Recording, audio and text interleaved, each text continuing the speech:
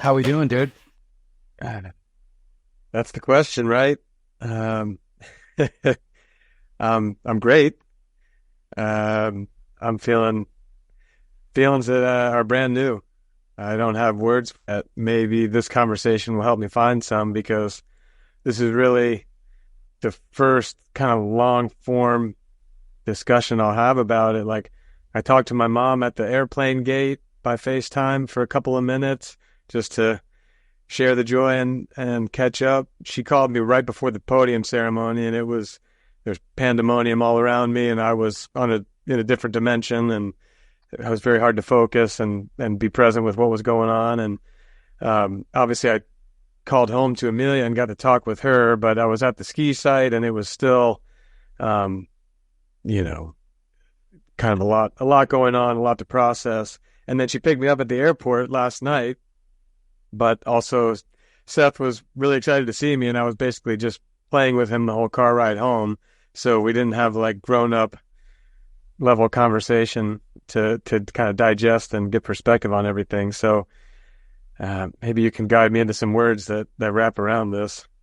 I didn't get to watch this weekend, but I caught up. Last night we were up camping, and one thing that caught me by surprise, one thing that stood out, aside from your performance, we're going to get to that, but at the end of kind of, the celebration, the initial celebration after Sasha goes out and falls, and you get some hugs and you're kind of in the limelight and the camera's on you and you're looking around and you're kind of like what is this? What's going on? And then you kind of were silent for a second and you said, all right, what do we do now? And I kind of want to get your initial raw reaction. You've had a plane flight home. You're back in the States. You've had some time to reflect. What was that initial, like right after you knew you won and you got hugs from some important friends, some important competitors, and you're sitting there, cameras on you, lights are on you. Yeah, you're in another country. You've been chasing this rabbit for over a decade. What was going through your mind right then and there? What was going through my mind is hard to put a finger on because it's almost like it all went blank.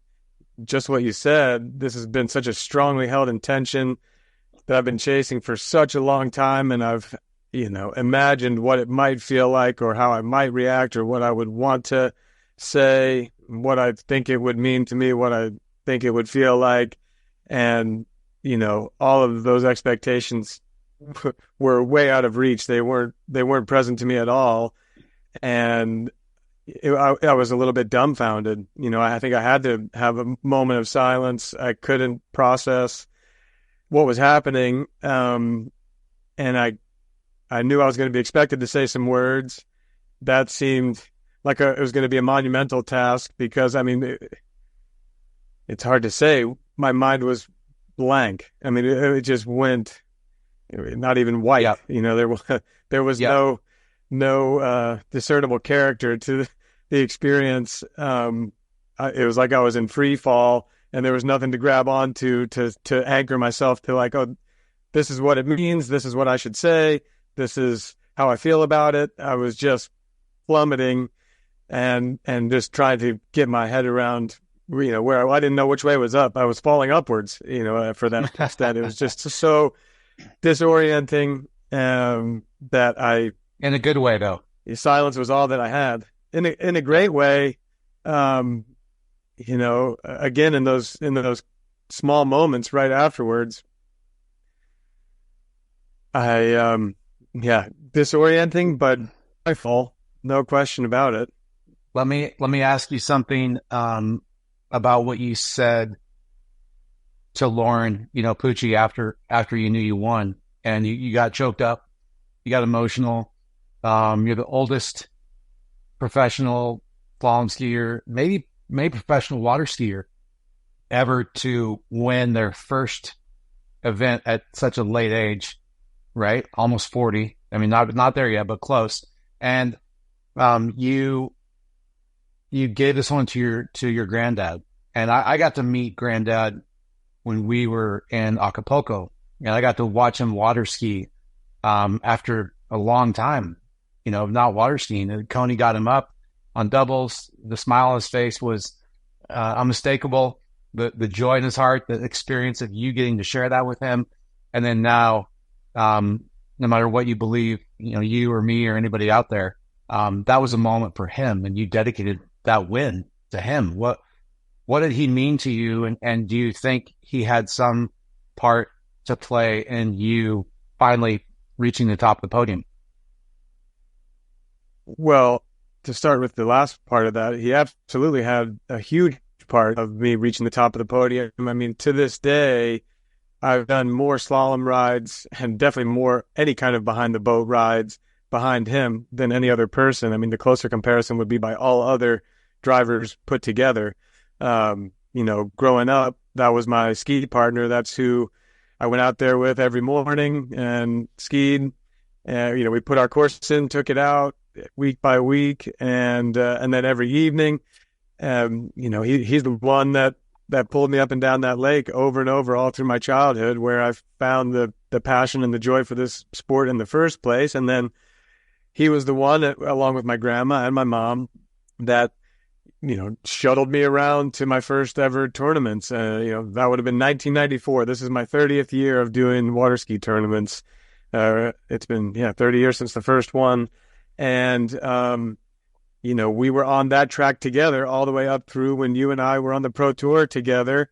He was coming around to the tour stops, as you know, in Milwaukee and in Michigan and in Canada, all over the country and around the world. We were going down to Acapulco together, Costa Rica. You were there for that magical first ride back of his. He had Parkinson's and he hadn't skied in like 7 years. Like you said, Coney got him up, and then once he was up, he couldn't really walk reliably, but on a slalom ski, holding onto the handle, he was going back and forth over the wakes. It defied all expectation for any of us. I mean, I think all mostly about safety. I was in the boat in case he fell to dive in, and like I do now with my son, to kind of get his head above water.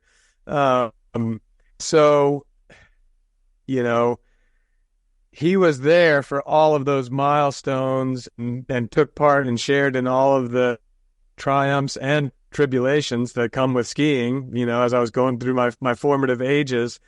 And so, for the longest time, going to ski tournaments or doing water skiing, it was just part and parcel. I was doing it with him. There wasn't really any separation at all.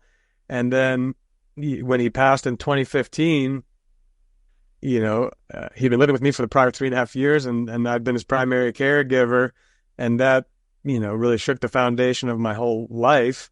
But I knew that he would want me to continue skiing, and I was kind of doing it in his honor right thereafter. Like I kind of lost the center of gravity of what my days were like. They had been revolving around him and his needs, and then that was all of a sudden just whoosh, that was gone. So skiing was the one anchor that I had, and I was kind of putting all my focus and attention into that. And that's when I ran 41 in a tournament for the first time. It was 2015. It was the last round of the last tournament of that season for me. And, and that was very much, he was there with me for that one. And, and fast forwarding to today, there's nobody in my lifelong water ski path that has made me believe in myself more than him. He was the guy in my corner, to use a boxing analogy. He was my corner guy. When I'd come back in and sit down, whether it had gone good or gone bad, he was either going to, celebrate with me or give me the pep talk for how to come back to the next one. And, like I said, starting at age 8 months, and going through, he passed away when I was 30. He conditioned me and instilled in me the values of perseverance and determination and belief to keep showing up and keep finding the passion when things get hard. The thing that I would connect back to would be those childhood days out there on the lake with him and my mom and my uncle and my cousins, my family. We'd go skiing, and then 2 hours later, I'd have some breakfast, and then I'd be begging him to pull me and my buddy, my friend, double kneeboarding or something like that, and he would oblige. And, that just got me into water sports, got me into the whole lifestyle. So there's just no degrees of separation between me being on this path today and his influence and his presence in my life there. That's pretty cool. I guess he's a big piece of how you were able to do. We'll get to more, but he's a big piece of how you've been able to do what you've been able to do, I guess, on and off the water, not just with water skiing on your own way, your own personal, career, but also with the ski school, with raising a family, like all of that, I'm sure. But before we keep going down that road, because I think we want to get back to that, I want to ask you, let's go back to a couple of days ago. All right. You're at Oxford.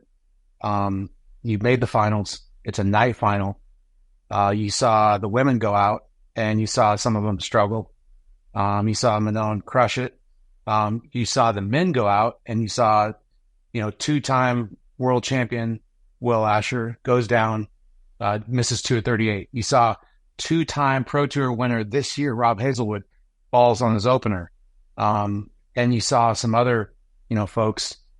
What was it like? I mean, you're stacked up against it, dude. You've got two-time world champion Will Asher, two-time world champion Thomas DeGasperi, Joel Poland's on fire, Sasha's on fire, Hazelwood's 1-2, John Travers 1-1 this year. Settlemeyer, like Aaron's coming up the ranks. Like, this is a huge stacked field at night. What was your take going into that event? Like that round rather, what were you trying to do? And just quickly run me through kind of that 38, because I think that stands out in my mind as like, damn, that was a pass right there. You hung on to some stuff and you battled in ways that most skiers couldn't. Yeah. It represents a change, hopefully, in mindset for me that, it was great to be able to see the women and kind of be in the booth, so that I have to have that commentator's hat on. I've got to put, good language to what's happening out there. But in the background, I'm kind of thinking, what does this mean for me? And of course, as the men go, I'm taking note of what everyone's doing. But, I used to, I think, put too much emphasis on, well, if Will can't do it, then what does that mean for me? Like, maybe I can't do it. I was this one much more in my own space about what my game plan was in the approach. And I said this to Amelia privately. I may have even said it in an interview. I think a couple of other friends who were texting me, I was telling them my game plan for going out there at night was to channel my childhood self, that kid that grew up skiing on public water, which was very imperfect conditions. And then that's what we had. We had some rollers and we had obviously the dark. People were having a hard time somewhat even in the day, in the light. But I was like, well, this is my beginnings. This is how I came to this. So maybe this gives me some sort of advantage. And I just wanted to bring the joy. Like, that environment was electric. You got the DJ going over there. You got live crowd that is hooping and hollering, and the intensity of just being on the camera at night. I mean, it was very electric out there. But I wanted to stay connected to the joy that I get to be doing this. There's the pressure part of I want to do it well. But, pass by pass, I was kind of staying in that childhood mindset of, it doesn't have to be perfect. No matter what happens, we're just going to keep the pedal down, keep going. And, I didn't have any coach growing up either, so I didn't even know what I was doing right or wrong. What I kind of knew was grit and determination. Like, if you get across there quick, and if you need to, you turn hard, then you keep the game alive and try not to fall off your ski. Don't take yourself out, keep yourself going. And to your point about the 38, that's what it was. I mean, I had an atrocious one ball, just horrendous. Mm-hmm. And like Aaron Davies, when I came back to the dock, he's like, I put my ski on. I started putting my ski on when I saw one ball. He's like, I have no idea how you finished that pass. I know I got crushed. I got over to 2. You can't see this on camera, but I only got 2 fingers on the handle out of 2. And it's wow. the pinky and little finger. These ones are not good ones to be going across with. No. So I had to kind of crush in again and not take full power to 3. I re-gripped in the edge change, and it was going to be a full commit, make or break 3 ball. And I got it. The rope came tight. The ski was pointed. I basically loaded up into center with everything I had, and it put me back in a reasonable position. I was going fast. It's not where I wanted to be, but I still had a prayer, and it was just then, turn on, stay gritty. I've run a lot of passes like that in my life. I've probably run more crappy passes than the other pros out there, because a lot of my skiing career was crappy passes. So, that may have come to my aid in that moment. And so, I knew I needed that to stay alive. Adam and T-Gas had 2 at 39. And then, since we're on the subject, coming in at 39. It's dark. I'm literally... It's dark. I'm just coming through the darkness, trying to spot the pre-gates, and they're hard to see, and the gates entirely were a challenge. But I had this thought between the get up and the pre-gates where I was like, I just flashed back to the wintertime, all the workouts off the water, and I thought about flow point in that moment. I thought, this is what I've been, those days when I'm trying to get that last rep, or when I'm moving into the conditioning, and I'm finding a reason that I'm making myself do this. I tell myself, this is what it's going to take. And that came to me in that moment. I said, okay, this is where the rubber meets the road. This is what all that hard work and training was for. We're holding on to everything here. It was not a particularly pretty start. I was late there at 2. But I knew I wanted to get over at least to 3. And it was the same thing. The rope came tight, and it was every fiber of my being was in it to go across the lake and squeak outside of the 3 ball. And it turns out that was the difference. Dude, so I want to flashback. Was it the Worlds last year, or was it Worlds in 2021 when you took the biggest slack hit known to man out the exit gates? Yeah, that was last year. Yeah. Okay. Yeah, that was big. And I want to bring up something you just said, because I think a lot of people have their own, whether it's, flow point or some other sort of off-water training. And you've been probably one of the first. You were a guinea pig for FPM back before we started FPM. You were training with Jenny, and, we were talking water skiing and stuff. But I think you hit the nail on the head with how this game of life works. The idea that you push through the sucky times, like off-season training. You get through the conditioning, you're tired, or you get through the strength, you don't want to do the conditioning, but you're like, why am I doing this? If you go through the training, it sets you up so when you get to a moment like you had last weekend, when it's dark, you're tired, people are going down early, you have a chance, it's 39, you need a decent start to get a piece of 3. It's like, yeah, you have that training to fall back on. And that training wasn't easy. That training was hard. That training was shitty. But it's never easy. It's never easy. No. But to get to where you want to go in life, it's not the moments that people see on stage or in the limelight that make a difference. It's those moments that only you know about, that you're putting in the work. You're getting through that suffering, that daily sucky, moments, and you're pushing through for your own reasons, and I think, to me, watching that 38 and then watching you get a piece of 3 at 39, that's what that was about for me. And I guess my question from all of that is, what's your why? Like, why are you doing this still? You're an inspiration to not just pros, but you're an inspiration because they're looking at you saying, shit, he just did it. He's almost 40. I guess I've got more years left, but also, older folks, amateur skiers out there who are like, damn, that's inspiring. This guy, towards the kind of twilight of his career, just won his first pro event ever, and with style and with fashion. Like, that was impressive. That was gritty. Why are you doing this? Why are you still doing this thing called skiing? Yeah, that's a great question. And I had to really confront that. It was about a year and a half ago, I'd say the conclusion of the 2022 season. I've spoken about this a little bit before, but I'd say I had a letdown season. It was my first full summer as a father. I was trying to find my new balance in life with being a dad, being a water ski coach, running a business, and trying to be an athlete. And I was really struggling with that. I had not found that balance, and I experienced a lot of resistance in life. I was feeling spread thin, and I was digging my heels in at every turn, and there just was no synergy to what I was doing. It felt like everything I would do felt like it was robbing from something else, and that was a bad condition to be living with. And so at the end of that season, I think I finished on a bummer note. Like, my last tournament was not great, missed the finals, didn't ski that well.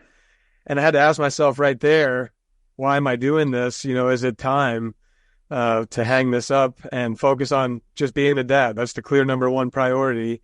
And to run my business, because that provides for my family. And this water skiing thing is a great personal journey that I've been on. It's given me a lot. It's taught me a lot.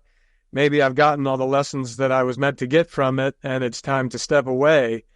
And I sat with that, or I tried to. It didn't last very long, because that thought was immediately repulsive to me. Like, I had just a visceral reaction to, I felt like there was something more, that I had something more inside, more potential that I had not been able to bring through yet. And I think, what change did you make to move forward from there?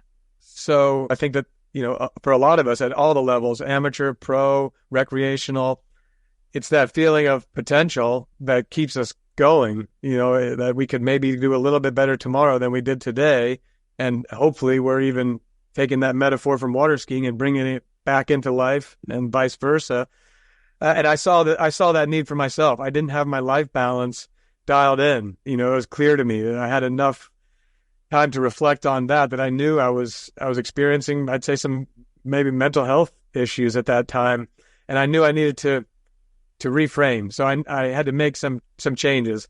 And at the end of that season, maybe a week or so after, not long after, I kind of had this realization that I wanted to keep going. I had to make changes.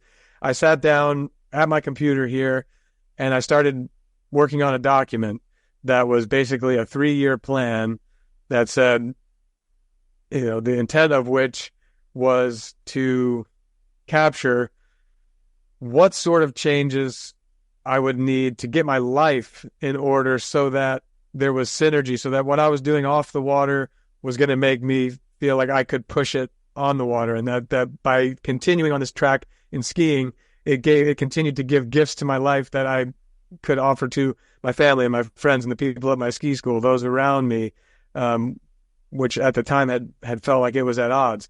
So I started working on this thing. I think I shared it with you, one of the few people who maybe has seen the inside of that. And, it was some common sense stuff. A big one, which I mentioned before, was that I gave up alcohol. It had been a crutch. I think for years I thought maybe that it was a superpower, because I'm an introvert. I don't do that well. I don't thrive in big social situations. But if I get the right chemical concoction going, then it allowed me to feel more comfortable with myself in those situations. And he's like, oh, good, I have a tool here to use. But that tool was really a crutch. And even though I think it started out, I felt like it helped me in that one area of life, it became something that, if I had a bad tournament, that's what I would reach for. If I had a stressful day by not having my balance in order, that's what I would reach for. And that cycle was taking me down, because maybe in the grips of some addiction, I was perpetuating this cycle of having bad days because I wanted that fix at the end, a reason to have to reach for that. And I had to bring that into clarity with myself, and just be honest about that was happening. So it had to go. And it has, and I'm certainly thankful for that. That was a big one. Then it was, some of the learnings that's had given me all along, like I know, and as part of FlowPoint method, just taking care of the nutrition, the sleep, the overall lifestyle balance that allows you to feel at your best every day, instead of trying to rely on maybe some sort of chemical fix later because you feel crummy. Like, get ahead of that. It's the good habits that are going to make each day count, make it worth showing up for and putting my best foot forward. So, I started, I got a Whoop, and I started tracking my sleep, and I started, just tightening up. I'd say I have paid good close attention to my nutrition and my diet in the past, but I took a step forward, and reined that in to a better degree. And I just tried to clarify my priorities, that I need special time with my family. I can't always feel like I need to be responding to something related to my business or something related to my training.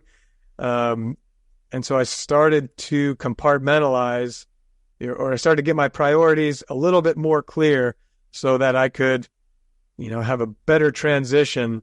And it doesn't always work perfectly. Of course, life is hectic. Life is, always going to throw curveballs, but just to take a different mental approach to the daily patterns, the weekly patterns, the monthly patterns of living, that allowed me to feel more connected with my family life, more connected with my operation of running the ski school and all the good people that come through here, and what I'm doing as a coach. And then by having that house a bit more in order, and I think carving out and creating boundaries around my time for training, and saying, look, if I'm going to do this and I'm going to make some sacrifices, I'm going to make myself wake up early, I'm going to, tighten my belt buckle a bit, then, let's not squander away training time. Or, when it comes time to get out there and ski, I got to have a plan. I started journaling. I started meeting with a sports psychologist, and taking a more professional approach. Also with my equipment, I started paying closer attention to the minute changes, which, especially as we get to the 39s and the 41s, all those little centimeters and inches begin to add up to something. And so I kind of rediscovered the inner curiosity and excitement around those things, and really started to apply myself a lot more where I could. It's got maybe addressing some of my weak spots. Like, I have not been particularly focused on equipment. I think I've always kind of thought, it's me, I need to change what I'm doing, but that's just leaving maybe something on the table. I've been paying much closer attention to all these little tiny gains across. That was the spirit of the plan. Let's make a 1% improvement somewhere each day for 1,000 days. That's the arc of it. And that's the path I've tried to stay on. I don't know that I've made a 1% improvement any days. There hasn't been a backslide here or there or some sideways, but there have been some days of 2% gains, here or there. But I'm trying to stay in that spirit of just small incremental improvement after day. So let me ask you something. It sounds like you're about halfway through this 1,000-day plan, and I want to ask two questions. Number one, has it been worth it so far? And I think after this last weekend, I think I might know the answer. Number two, for people out there who are like you, maybe not pro skiers, but who love water skiing, or who love maybe another sport, pickleball, whatever it is, and they're trying to find balance in their life between work and family and their hobbies, or their outlets. What are three things that you think, three biggest things that they could try to do now to help them kind of move in the direction you've been moving the last 3 years? Is it a book to read? Is it, journaling? Is it, what are those three things? Well, let me start with the first one about it being worth it. And even prior to this weekend, it was certainly worth it, because I've experienced some growth. I've felt better about how I'm approaching things. I feel like I have gained some wisdom by tightening my focus and trying to put a better foot forward. Of course, after this weekend, that experience just was incredibly validating. 'Cause I had some stated goals in that plan. One of those goals was to win a pro event. And that was lofty. I realized that, but it was a specific goal that's written down in the document. And, as I said in the post-skiing interview, I was starting to feel like the 40-year-old virgin. Like, is it ever going to happen? I don't know. Like, is it ever going to happen to me? It hasn't so far. And it would seem to many that the odds would only diminish. But I had to find a way to believe that, I could set this course and follow it through. And so to have it come together in that moment, the sense of satisfaction and validation has really rung true. As far as 3 things that people can do, a great inspiration in making that plan was I just finished reading the book, Atomic Habits. You mentioned a book. I did find that very pivotal, and it gave me a really great framework to build off of. Actually, that idea of kind of this 1% improvement every day, basically with the effort of trying to get that to compound. It's like 1%, you don't see it for a very long time. Like you put $1 away and you get a penny, you don't really care at first. You don't see anything. But over 3 years, that was my ambition, that the fruit would start to grow, the fruit would start to come. So I think that book offers a really great framework. I would recommend that one. Maybe along the same lines, for me, it was, I mentioned it, just really being honest about my priorities. I think that I've always had this feeling that to stand on the top of the podium, to get these goals that I have, like the stars had to align, everything had to come exactly right. And so I would get lost in the weeds by trying to, I'd be running around the last minute, so concerned about what my final meal was before I competed. And in many cases, what you might want to have is not available to you if you're traveling or whatever. If I wanted a kale salad with a nice piece of fish on it, that might not be anywhere that's available. And so my sports psychologist has been reminding me to control the controllables. And one of the things, that I needed to do was to zoom out to the macro and get my big picture priorities set in their right place. Those are going to be different for everybody, of course. But to me, that alignment has gone a very long way, and it's allowed me to feel like I can prioritize my training time and my endeavor, without robbing from my family, or if I am asking them to sacrifice, which I certainly have, and I want to get to that because I really want to talk about what this has meant for Amelia and I too, that at least they can see that I'm sacrificing and it's for something, that this is such a priority to me that, it's worth some degree of sacrifice. And then I know in those moments that if I'm sacrificing, if I'm training and I've got a cramp in my stomach, I'm still going to push out those last couple rounds of sprints. So aligning, getting my big picture priorities in order, and then letting the small stuff shake out, letting some of it go. That's, I had, maybe this can be a third thing, aside from getting big picture priorities straight, letting go of a bunch of small details that I think can tie us up in knots, or we can obsess over, that are not that impactful in the end.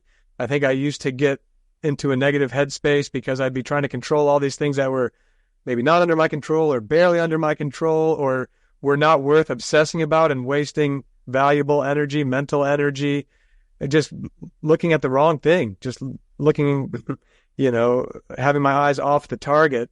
And I had I knew I was going to be freezing cold in that water at night. So I did 3 rounds of Wim Hof breathing prior to leaving the hotel, just to try to oxygenate my blood. I thought maybe this will help. And in one of the breath holds, which is part of that protocol, I just had this, it just came to me, this mantra. I just was telling myself, just let go of the thoughts, let go of the worries, let go of the doubts. I'm going to breathe when I need to, let go of the anxiety. And then I kind of realized that as I was going to approach this round, like, let go of all those insecurities, let go of all those what might happen, let go of the picture of the worst case scenario. We can get so snared in that, being afraid of what the negative outcome might be, that we bring that into being rather than keeping sights set on what's the best possible outcome. So I really feel like that, just that simple little practice that took 10 minutes, it did allow me to let go of some of the extraneous details and some of the anxiety that I know has been front and center when I leave the dock so many other times. Yeah, and you're not alone. A lot of skiers deal with that. A lot of skiers struggle with that performance anxiety in some way, shape, or form, even in practice. So I like that. I think that's a big one for a lot of people, finding a way to let go. You and I have talked about that a bit over the years, but just allowing the training to speak for itself and allowing everything to just be what it's going to be. And often, like you said, not forcing a bad situation or creating a less than potential situation by allowing our thoughts to take over, you know? What about family? Well, what about Amelia and Seth? How's this factor into that part of your life, the most important part of your life? Yes, it does. And it kind of, it closes that loop of bringing these priorities together. I mean, especially, like I said, with this sense of validation, not just for me, but, you know, I've told Amelia this privately, and I'm very happy to get a chance here to say it more publicly, that there's just no question, there's no two ways about the fact that, I mean, I got to stand up there on the podium. I have been getting, you know, my phone blown up with so many wonderful messages, which I deeply, deeply appreciate. But this is a we won situation. I mean, this is 100% a team effort. It goes past Amelia. There's a lot of people who have had a hand in this. We can speak to that a little bit separately, but the person in my corner now, you know, as Grandad was that person for many years, you know, now in this new stage of life, Amelia is that person who, when I have doubts, when I am not believing in myself all the way, her belief is what I can lean on. And just the practical fact that she's my training partner, she's my boat driver. She is on this journey with me to live a very healthy, strong, you know, life where we're trying to optimize what we're doing, not just on the water, but off, you know, across a number of domains. Parenting, of course, together. You know, you talk about teamwork. You've got to be on the same team and collaborating and having each other's back. And I mean, this effort has required a tremendous degree of sacrifice on her part. We've basically wrapped our entire life around water skiing. Yes, my pursuit as an athlete, and then also running a ski school where we live. You know, we are swimming in the ocean of water skiing every day. And she has taken that on and brought joy to it for me. You know, we make it the practice joyful for each other. And maybe my words here are going to fall short to say, you know, how important of a role that she's had and how much, sure, I get to be in the pictures, but this is every bit as much her win as mine.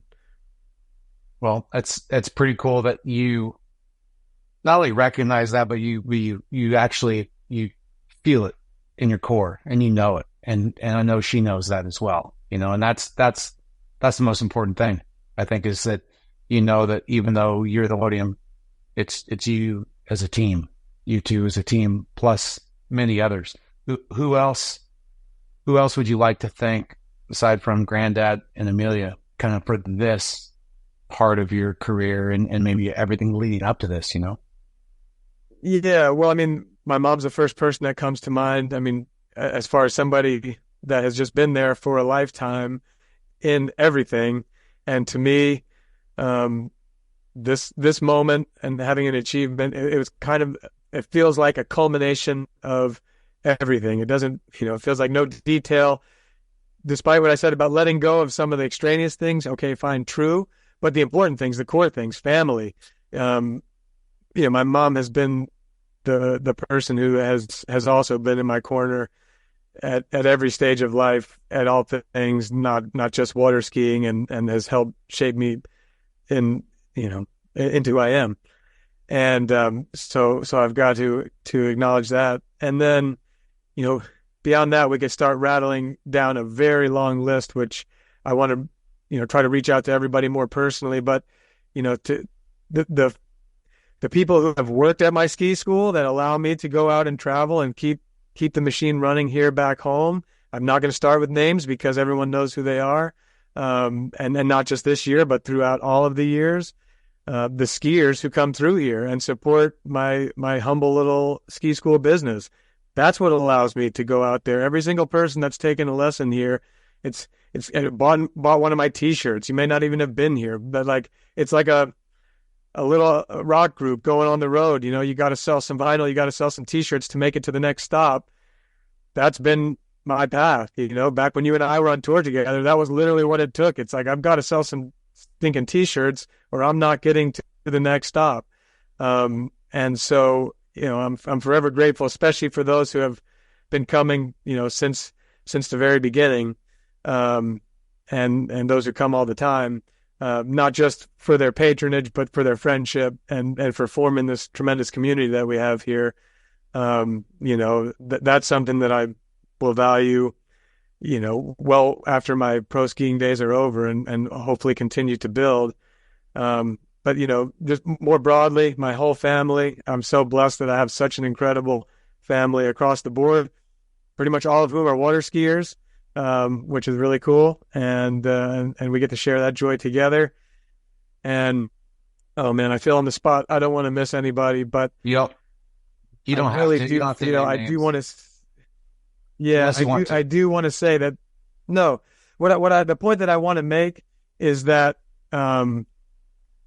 the smallest interactions, whether you were somebody who gave me a random one time a ski ride down at Okehele when I was a ski bum in 2010, the first winter that I ever skied through the winter, you're part of this process. You're part of this journey. If you reached out and sent me a congratulations message, you probably know me well enough that, somewhere along the way, we had an interaction that has spurred me along this journey. And it's been, I know the people here that come to ski school, it's like in professional sports, I'm kind of like their sports team, I think. Yeah. Like I root for, the Washington Commanders in football, and I really love to see them win. They stink, but they're still my team anyway.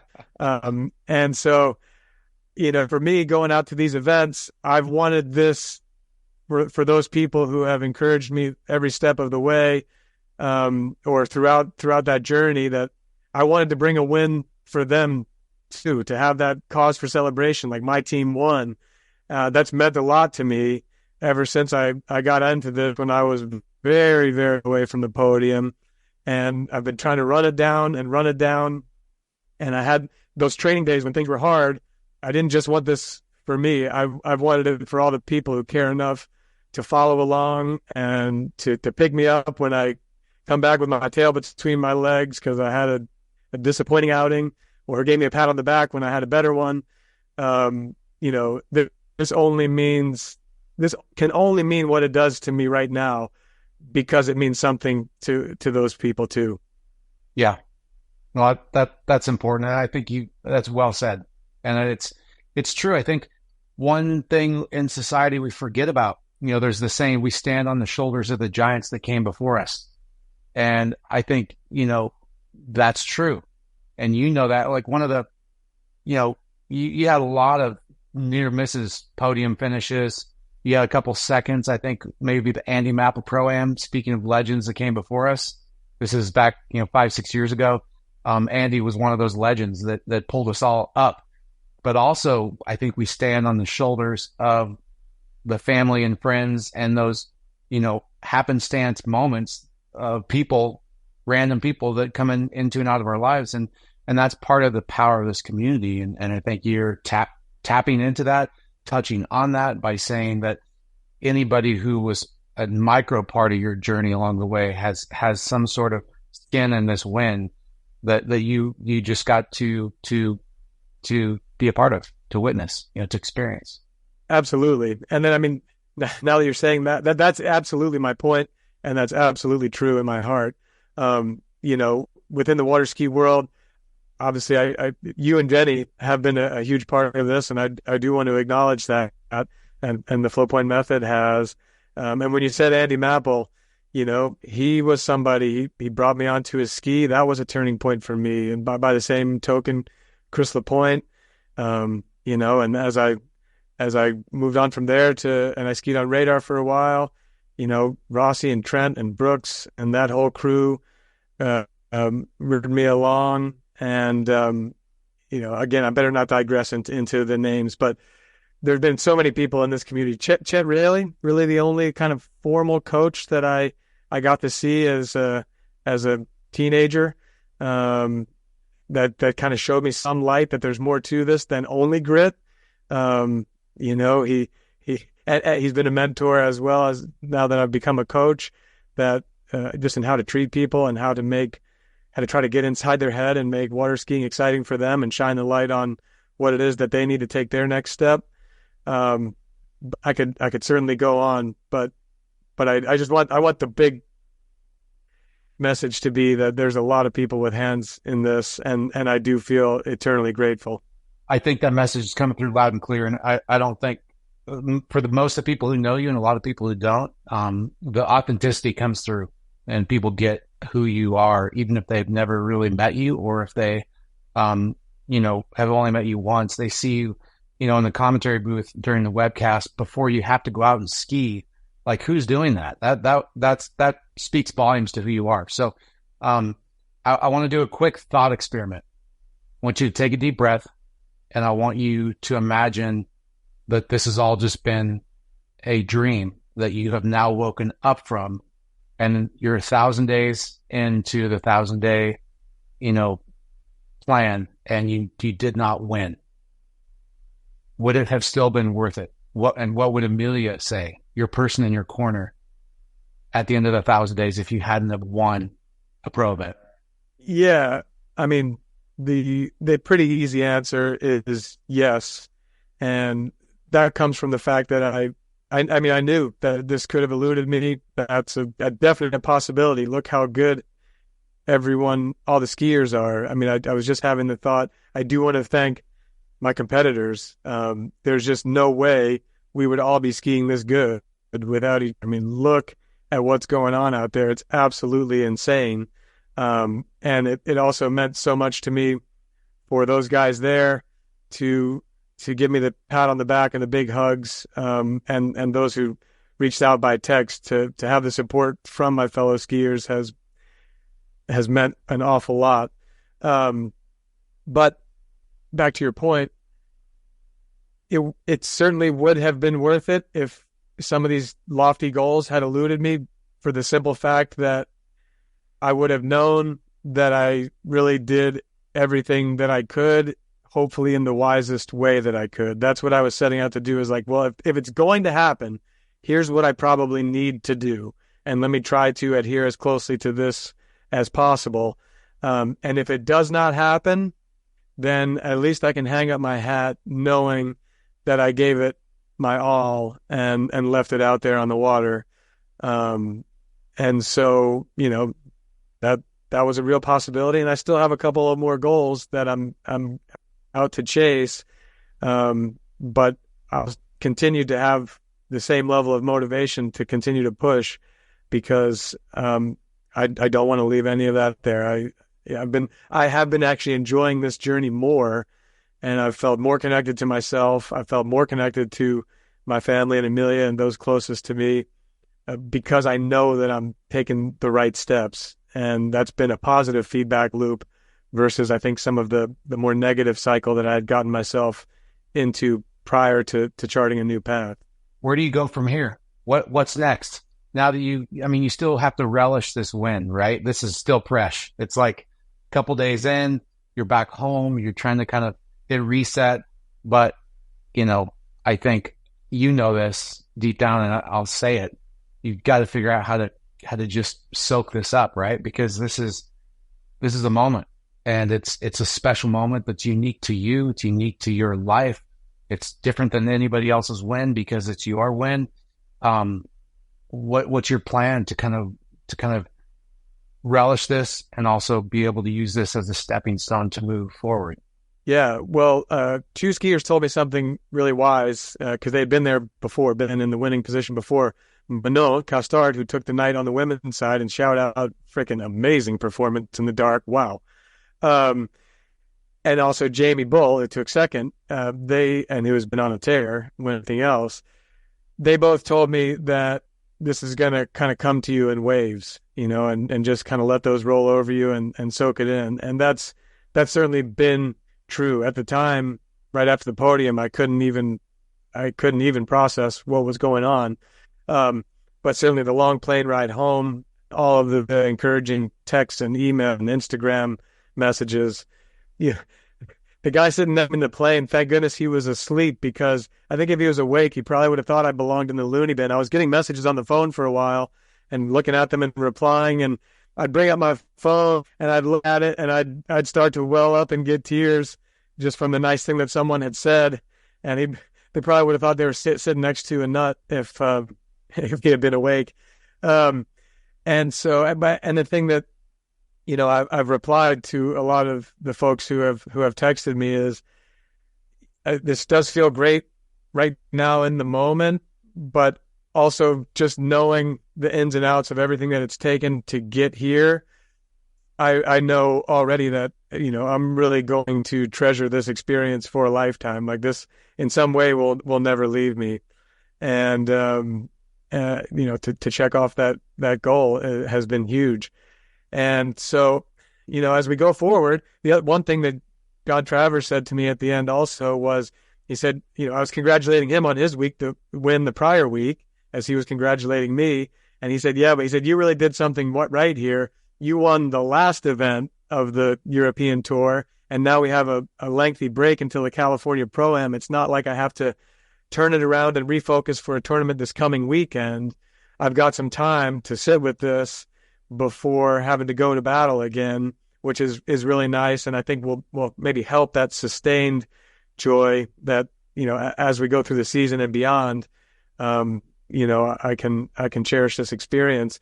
But I'll say, I hope one thing that this does is, and I feel like this is true, one emotion that has been front and center is actually a great sense of relief, because I did want this badly, very badly, and there's no guarantee that it was going to happen. And that's kind of a weight off of the shoulders, that, okay, it happened. I don't have to try to make every possible opportunity, balancing family life. I can't be there for the whole European Tour, even though, with all of us being so stacked up with each other, any day could be your day. So you kind of want to be there to maximize the opportunity. Now I can let go of that a little bit. And I think as a result, the opportunities that I do have, I can put my best foot forward there, and maybe not have this extra weight on my shoulders. Is this going to be the day? Can I do it this time?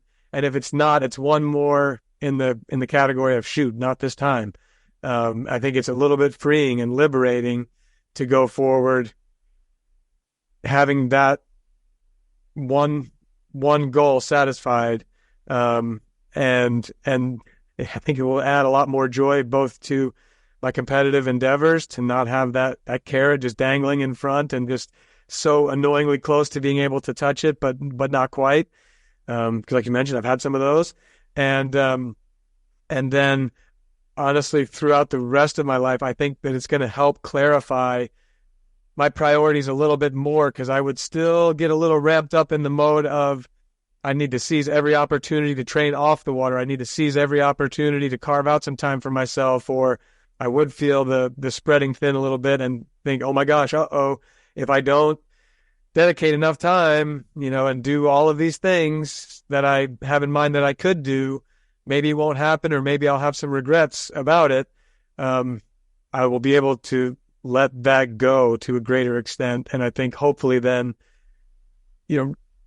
cherish the moments where I don't have, my mind can be a million miles away from water skiing, and I can just be running around chasing Seth in the backyard, or seeing him water skiing, or throwing him around in the lake, or having a date night with my wife, and, not having any part of me think about the training tomorrow or whatever other thing is related to these goals.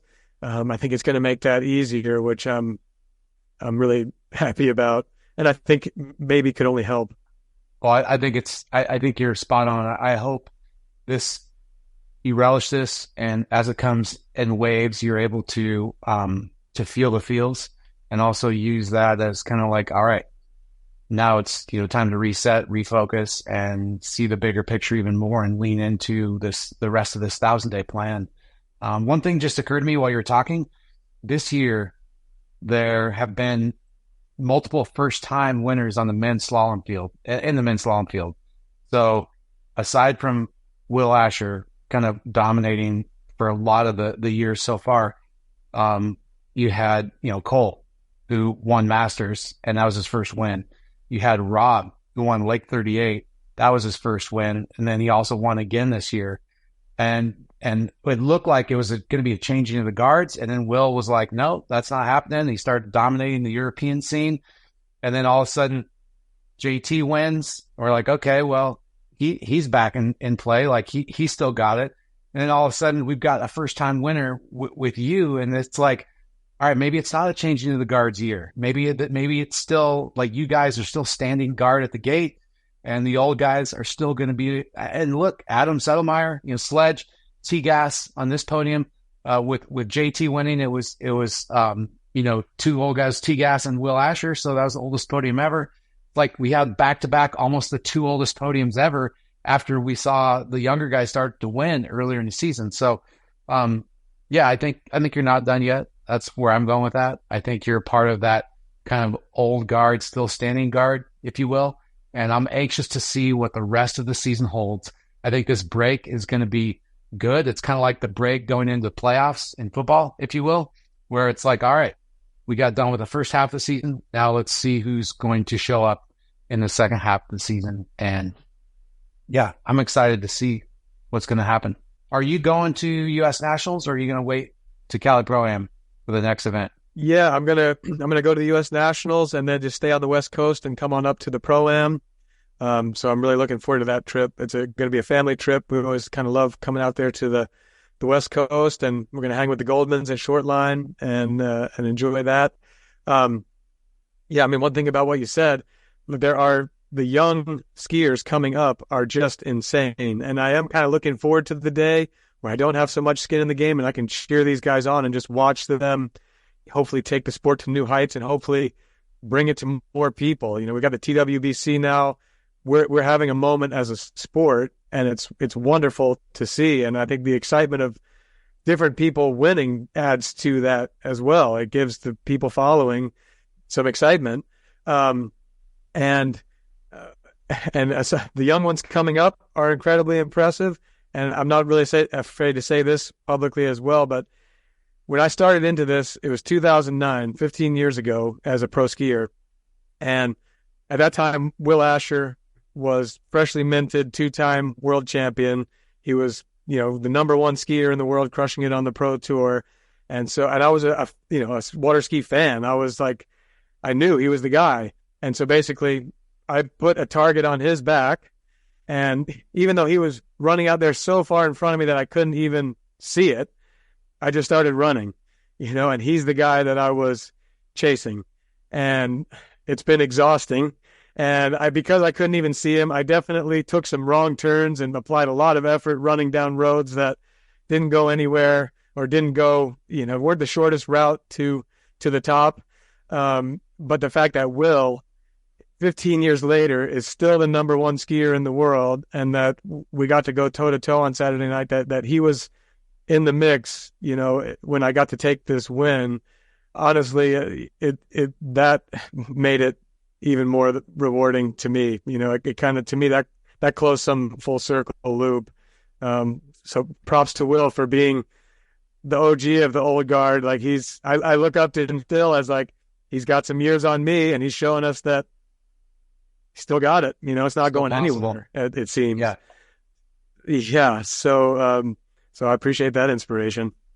Well, I think what's interesting, and I haven't got to talk to Will publicly about this, but he and I have talked privately quite a bit. You guys are kind of in a similar headspace with this whole deal. And I don't know, people probably heard him talk on post-ski or pre-ski interviews recently. I know Joel Poland, I think it was just in San Gervasio. He interviewed Will before they went head to head, and he was calling him out. And Will was basically just, I mean, in good fun, right? And Will was basically just like, hey, I'm just here to have fun or whatever. Like he's not easily rattled, and he's kind of in the same mature place that you are with just like, I'm just still being curious. I'm still trying to see what I can do. I'm still learning, basically, is where he's at. And I feel like that's where you're at. And talk about full circle. There's a lot of full circles here for you. You grew up on public waters. Grandad was your guy. Obviously, your mom was a big part of it. Now Amelia and Seth are a big part of it. You come full circle, under the lights, dirty water, fast, hard to see, challenging conditions, back to your roots. You found your inner child for this event. You're able to just let go. That's pretty special.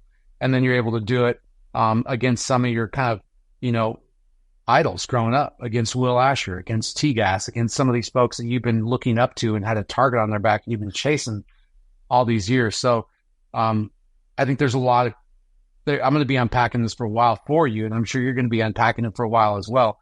But we've been going for over an hour. To close this out, what do you want to say to folks? What do you want to say to the water ski community before we log off here today?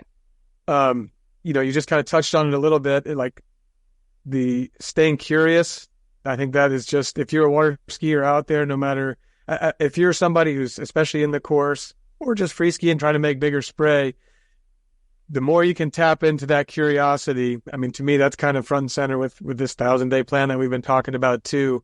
That's been a huge driver for me. And I think as far as finding joy in the process, because as you know, and many of the people listening know, not every day is going to be your day. We're going to have plenty of days that are in practice, in tournament, whenever, that just does not go the way that you want to. But if you have that wellspring of curiosity, and that's connected to your belief in your own potential, you see something more for yourself and you're curious about what it's going to take to find that, the more you can stay into that and let go of just the results-oriented approach. Like, if I didn't get what I wanted, my PB, the win, whatever, I'm just crushed. If you can take away something from what you did that propels you forward, then you're going to capture more of the joy and you're going to actually move forward. And, people talk about water skiing being a declining sport. I don't see that. I don't see that at all right now. We've had that. We've had decline. I see us right now as on the rise. The TWBC is a huge part of that. We're bringing it back to the people for once, with great quality. The level of pro skiing is unlike anything we've ever seen. And any ski school that I go to, we were just at Mateo, San Gervasio. When I talk to my friends down in Florida that run ski schools, certainly here in Bumpus and Virginia, at ski schools, water skiing is thriving out there on big water. We don't see it in the tournament community all the time. But I'm interacting with these people on Facebook and seeing what they post. People are out there just loving it. So let's change the language a little bit. I think that we're growing right now, and I think that we're creating a springboard that we can leverage and we can vault to a new place from where we are right now. I think it's going to require talking about it as something that's in decline, and starting to see it as like our own individual potential, see the potential of where this whole sport can go, believe in that a little bit, and then, maybe everybody just throwing in your, not your 2 cents as far as your opinion. We probably don't need more of that, but throwing in your lot, as in help teach somebody how to ski, give somebody a ride at your club if they reach out randomly with an email, open the doors a little bit and let's bring some people in, because we're not dying. And as you know, it only takes maybe one time being up on top of that water, and you might be into this for life. That's well said, dude. That's a great way to end it. I think you said it on the webcast during, I think, Allie's run, that this should be on ESPN, should, in air quotes, meaning that it's at that level. It's not that we're like, sore that it's not, but that's the level that we're at. I think with TWBC and with the athlete, talent, if you will. And what's cool is you're passionate. You're still passionate. That's coming through in this interview. That comes through in any interaction you have with anybody at the lake, on a podcast, otherwise. And I think the path, you're on the right path when it doesn't matter what the outcomes are, but what matters is the process and your willingness to keep on that path day after day. And it's evident you've created, with the help of friends and family and mentors, you've created a 1,000-day plan. You've created a path. You're on that path. It's fun to witness it. It's fun to know some of the inner workings on, the FPM call that you did a couple months ago, where you shared kind of at length this plan, and to see it continue to roll out, and to see you chipping away at goals while enjoying the process, I think for me is, again, what warms my heart when I see the outcome the other night. And it wasn't, that nobody was there. It's like, this is a stacked field. This is a stacked event. The energy's high. The consequences are high. We've seen Dane Meckler earlier this season in substandard conditions get hurt, take it out for the season. You guys knew at night, guys and girls knew that that's a very real possibility. This is the consequences were higher than they probably have been all year. So it's just refreshing to see you do what you do, and do it for the right reasons, I think, my personal opinion, but doing it for the right reasons. And I love that. I'm glad that we get to be a small part of that with FPM, and that you entrust us with that. And the fact that you come on here and take an hour and 10 minutes out of your day when you could have been doing a bunch of other stuff and responding to a bunch of congratulatory notes. That's important to us as well. So thank you, buddy. Thanks for taking the time and for sharing the human that you are with everybody out there. Yeah, well, thank you. Thanks for giving me the opportunity to digest this a bit more at length and try to get some words around it. And thank you and Jenny for the mentorship and the guidance to get to this point. And we're just going to keep it going. We're going to keep the joy front and center, the curiosity out there, and see where the road goes from here. Right on, buddy. Well, we're going to keep our eyes open as everybody else is. The second half of the season starts in about a little over a month, Cali Pro-Am, I guess. So yes, we're going to be glued. Thank you, man. Thanks for joining me. All right. Thank you.